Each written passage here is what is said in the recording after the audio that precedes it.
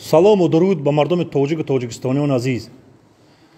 ما ساکنان نوای روشقلا ولایت خودمختار کوهستان بدخشان جمهوری تاجیکستان مراجعت به مردم شریف تاجیک، با حکومت تاجیکستان، با پرزیدنت و خرد بزرگ کشور امیدواریم صدای دل ما به گوش دل شما میرسد و عقل سالم و صلح و ثبات صدا بلند میکند و حق به اقدار میرسد. ما مهاجران قلمرو روسیه و دیگر کشورها از حادثه‌های ننگین و سنگینی که از آخر ماه نوامبر تا کنون به وقوع پیوست است در خواطر هستیم و خیلی هم اندوهگینیم.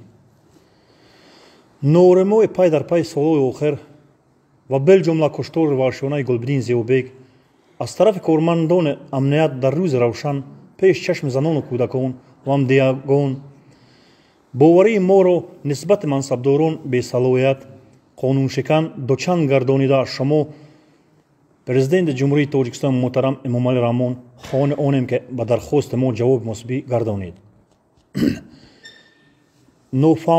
نافهمی‌هایی که در جریان این واقعه به وجود آمدند همه ما را ناآرام کرده است.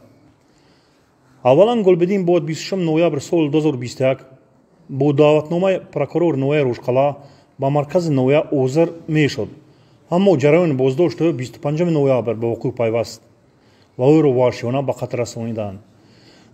که این عملیات را گذراند و چرا او را وحشیانه نمایشکارانه به قتل رساندند؟ این بود که مردم به جان آمده به میدان ریخت و از حکومت حقیقت را خواست. باز در میدان بر ضد مردم بی‌سلاح حکومت آتش کشید و توتی‌شاه امیرشاه و گلنظر دوستنظر کشته و 28 نفر دیگر زخم برداشتند. چرا کارمندان وزارت داخل با درون مردم به خشم و غضب آمده در آمدند؟ با اجازت که چرا قانونشکنی، کروپسیا، پاره‌خوری و مالگروی کارمندان حقوق عملداران حکومت به هفت جلو رسیده است؟ چرا مردم بدخشان را در چشم جوانیان و تاجیکستان ناشجلاب، تروریست و اکستریمیست معرفی میکنند؟ مگر در بین مردم پامیر آدم باسواد و خداترس و حقیقتجو کم است؟ چرا چنین جوانانی که مثل چهارشنبه چهارشنبه‌یف، امردین علاوتشویف، محمد باقرов، صادق احمدبیکov دشمن خلق اعلان شدند؟ امردین علاوتشویف و چهارشنبه‌یف از ملک بیگانه بی یگان گناه ربوده شده در وطن محبس شدند. چرا حکومتداران روی شکنجه و زوراوری پیشه کرده میخواهند مردم بهار ناموس ما را به زانو شنونند؟ چرا روی مصلحت‌آمیز را که باعث رشد مملکت است به نظر نمیگیرند؟ ازدحام کلان خلق را که در نزد سفارت تاجیکستان در کشور روسیه برگزار گردید نادیده گرفتند. در وقت این ازدحام مقامات‌های قدرتی این کشور هم میتوانستند خلق ما را در این ازدحام جزا دهند، ولی حتی به سر ما صدا هم بلند نکردند. از این لحاظ ما از آنها منت داریم و عذر میپرسیم که باعث تشویش آنها شدیم. اما متاسفانه در وطنمان در پیش در خانه‌مان نزد والدین و فرزندانمان تیر و بر جگر دیدیم و خون ما ریخته شد. افسوس صد افسوس. جان ما به لب آمده است و ما نمیدانیم چه کار رو انجام دهیم. تاجیکستان رو به قزاقستان تبدیل ندهید. بهترش بیاید از اسب جهل فرویم و گرد خون شینیم و عدالت رو پیش کار خود گردانیم. چنانه که مولوی بزرگ گفته است 100 خورنده می غنجد گرد خون، 200 جو نغنجد در جهان. جهان معاصر امروز رو به اینترنت تصور کردن ناممکن است، ولی در بدخشان زیاده از 2 ماه اینترنت از طرف امنیت قطع کرده شده است و یگانه تلویزیون بدخشان که فعالیت می نماید و آنها هم مردم بیچاره رو که برای پیسه نوچیز مجبور است کار فعالیت نمایند، جوانان و فعالان این ولایت رو سیو کرده در بین جامعه تخم ناراضگی رو میکارند.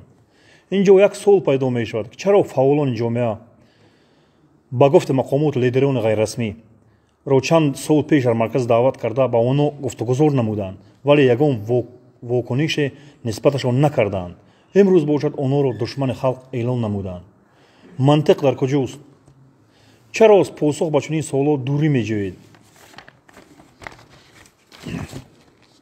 چرا امردین علاوتشویف رو که در بین مهاجران اعتبار خاصه دارد و دائم و ضد ناشمندی، شراب، جنگ و جنجال، مالگرویی مبارزه میبرد دشمن اعلان کردید و دست و پا بسته از روسیه را بوده به تاجیکستان бурда маҳбас кардаед? чаро роҳи муросо намеҷӯед? аз ин нофаҳмиҳои дохилӣ худо накунаду душманони берунӣ истифода намуда марзро убор кунанду ва ба мақсадҳояшон бе ягон монеа бирасанд. барои истодагариҳо низом дар кору ягонагӣ. мутаассифона низомиёни ватанӣ ама дузданду ватанфурӯш. волидони муҳтарам, шумо низ дар хотир дошта бошед ки дар ин задухӯрдиҳо маҳаллӣ фарзандони шумо қурбони дасисаҳои ҳукуматдорони бевасалаи дузду карибсанер мегарданд ва фарзандони наздикони онҳо аз ҳисоби андозаҳои пардохтаи мову шумо дар хориҷи кишвар хонда маишат мекунанд.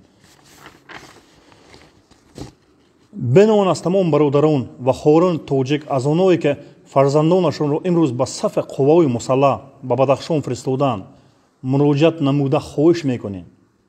барои фарзандонатон бирасонед ки онҳоро барои куштани мардуми осоишта мефиристанд.